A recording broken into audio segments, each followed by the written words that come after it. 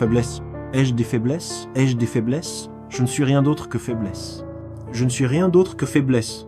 Je ne suis ni naturellement fort, ni rapide, ni souple. Je suis certainement pas la personne la plus intelligente du monde. Je me laisse emporter par mes émotions pour des choses stupides. Je mange les mauvais aliments. Je ne dors pas assez. Je procrastine et je perds du temps. Je me soucie trop de choses insignifiantes et pas assez des choses importantes. Mon ego est trop grand. Mon esprit est trop petit, souvent enfermé en lui-même. Cela dit, j'ai entendu dire que la force d'une personne est souvent sa plus grande faiblesse, mais que ces faiblesses peuvent devenir des forces. Je n'accepte pas d'être ce que je suis et que c'est ce à quoi je suis condamné. Je me bats toujours, je lutte, je gratte, je donne des coups et je m'accroche à ces faiblesses pour les changer, pour les arrêter, pour les transformer. Certains jours je gagne, mais certains jours je perds. Pourtant, chaque jour, je me relève et j'avance, les poings serrés, vers la bataille, vers le combat, vers la lutte. Et je me bats avec tout ce que j'ai pour surmonter ces faiblesses, ces lacunes et ces défauts, alors que je m'efforce d'être juste un peu meilleur aujourd'hui que je ne l'étais hier. Je peux tout te dire de ce que j'ai fait. La seule chose que je ne peux pas faire, c'est lutter à ta place. La seule chose que je ne peux pas faire, c'est lutter à ta place. Quelle est la différence entre une gazelle et un lion? La gazelle fuit quelque chose, et c'est ce que beaucoup d'entre vous font dans cette pièce. Vous courez, vous ferez ce que vous êtes censé faire. Tant qu'on vous pousse, mais dès que cela s'arrête, vous vous arrêtez. Alors posez-vous la question, quel est votre pourquoi? Qu'est-ce qui vous motive? Qu'est-ce qui vous pousse? Qu'est-ce qui vous drive? Qu'est-ce qui vous pousse? Qu'est-ce qui vous drive? Chaque opportunité est la dernière. Opportunité. À chaque opportunité, je dois refaire mes preuves. À chaque opportunité, je suis encore nerveux. Tu fais ça depuis des années. Pourquoi es-tu si nerveux? Parce que le jour où tu deviens satisfait, tu arrêtes de t'évaluer.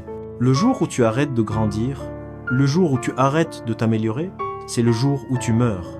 C'est le jour où la personne qui essaye de t'attraper te rattrapera. Et je suis ici pour vous dire, aujourd'hui, quelqu'un est venu dans mon bureau l'autre jour, en pleurs. Je dis, écoute, ne pleure pas pour abandonner, pleure pour continuer. Ne pleure pas pour quitter, tu as déjà mal, tu souffres déjà. Obtiens une récompense de cette douleur. Batte-toi, tombe en te battant. Et je vous le dis, si vous vous battez avec tout ce que vous avez, le plus souvent, vous ne tomberez pas du tout. Vous gagnerez. Mais vous devez faire de cette attitude une partie de votre vie quotidienne. Fais une répétition de plus, cours 1 kilomètre de plus, fais un round de plus, fais les bons choix, donne tout ce que tu as, rends-toi plus fort, mentalement et physiquement. Tiens bon, et bats-toi contre la faiblesse, contre la peur, contre le temps et contre la déchéance. Batte-toi, tombe en te battant, donne chaque jour tout ce que tu as. Et quand tu fais face à un défi, même à quelque chose que tu ne crois pas pouvoir gagner, ou une situation où tu sais que tu peux pas gagner, souviens-toi de ceci, tu n'as rien à perdre. Alors, tiens-toi droit, avance, sors dans un éclat de gloire, en te battant avec tout ce que tu as.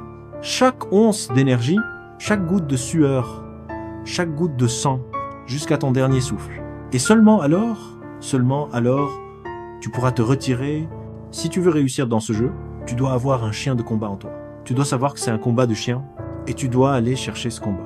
La vie ne sera pas facile, personne ne te donnera rien juste parce que tu as un diplôme. Tu penses qu'avec un diplôme et un livre écrit, ils vont l'acheter pour toi?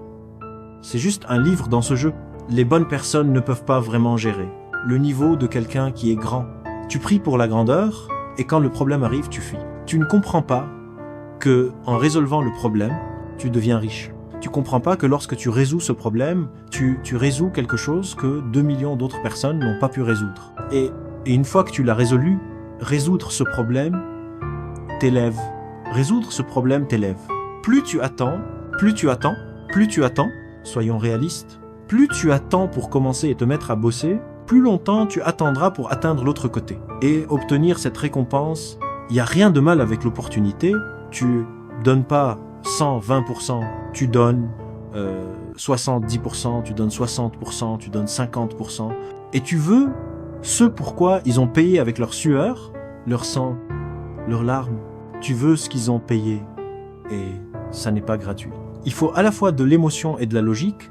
Il faut à la fois de l'émotion et de la logique pour atteindre ton potentiel maximum, pour vraiment tout donner, dépasser tes limites. Parce que l'émotion et la logique atteindront toutes deux leurs limites, et quand l'une échoue, tu dois compter sur l'autre. Quand ça n'a plus de sens logiquement de continuer, c'est là que tu utilises ton émotion, ta colère, ta frustration, ta peur, pour aller plus loin, pour te pousser à dire une chose: je n'arrête pas. Quand tes sentiments hurlent que tu en as assez, et que tu penses que tu vas craquer émotionnellement, surcharge cette émotion avec une logique concrète et une volonté qui dit une chose: je n'arrête pas. Combat la faiblesse de la logique avec le pouvoir de l'émotion. Et dans l'équilibre de ces deux-là, tu trouveras la force, la ténacité et le courage de te dire à toi-même: je n'arrête pas. Tu n'appartiens pas au bas de l'échelle, il est temps que tu te sortes de là. Il est temps que tu arrêtes d'être à l'aise en bas. Lève-toi et va là où tu es censé être. La Bible dit qu'il était dans une porcherie et il est revenu à lui-même et il est rentré chez lui. Lève-toi, tu es un sacerdoce royal, va là où tu appartiens, fais ce que tu es censé faire, vis comme tu es censé vivre. Tu n'abandonnes pas maintenant, c'est le 10e round, il t'en reste 2 à faire. Et quand tu arrives au succès, c'est pas une question de compétence. À un certain niveau, c'est une question d'endurance. C'est une question de stamina, c'est une question de tu ne me briseras pas. Tu ne peux pas m'atteindre, j'ai trop lutté, j'ai trop combattu. Si j'avais dû tomber rapidement, tu aurais dû m'avoir à 17 ans, tu aurais dû me briser avant. Je suis incassable maintenant.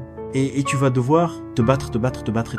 Et la plupart d'entre vous ne réussiront pas, non pas parce que vous ne pouvez pas le faire, mais parce que vous ne pouvez pas tenir assez longtemps pour atteindre votre midi. Ne me parle pas comme ça.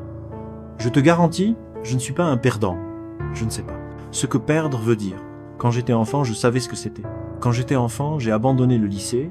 Quand j'étais enfant, je mangeais dans une poubelle, je dormais dans des bâtiments abandonnés, je mangeais dans des ordures.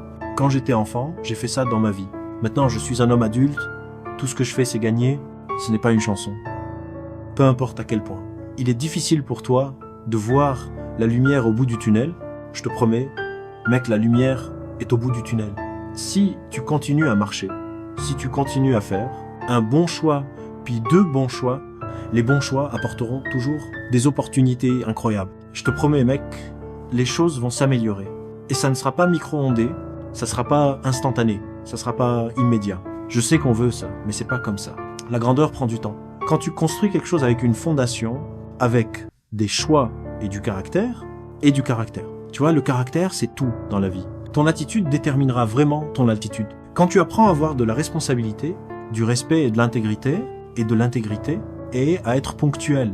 Laisse-moi te parler de la chose la plus difficile que j'ai jamais faite dans ma vie, et ça m'a pris des années à le faire, c'était de croire que c'était possible, de croire que je pouvais le faire, étant donné mes circonstances. Né dans un bâtiment abandonné, sur un sol, adopté, étiqueté, comme éducable mentalement, échouant 2 fois, traité de stupide, sans formation universitaire, n'ayant jamais travaillé pour une grande entreprise. Croire, ne jamais penser à quelque chose que tu voulais faire. Et te convaincre de ne pas le faire. Il y a un proverbe qui dit s'il n'y a pas d'ennemi à l'intérieur, l'ennemi à l'extérieur ne peut rien faire. C'est pourquoi il est important que chaque jour, tu continues et que tu n'arrêtes jamais.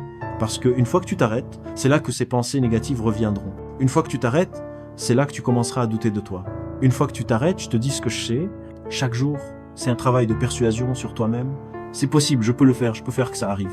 Peu importe à quel point c'est dur, peu importe à quel point ça devient dur, je vais y arriver. Nourris ton esprit avec les mots que tu écris, les mots que tu entends et les mots que tu dis à toi-même. Nourris ta foi et tes doutes mourront de faim. Dis-toi, c'est possible, c'est possible, c'est possible, même quand tu n'as aucune preuve à montrer. Dis-toi, c'est possible. Il n'y a rien de plus puissant qu'un esprit décidé. Abonne-toi et partage.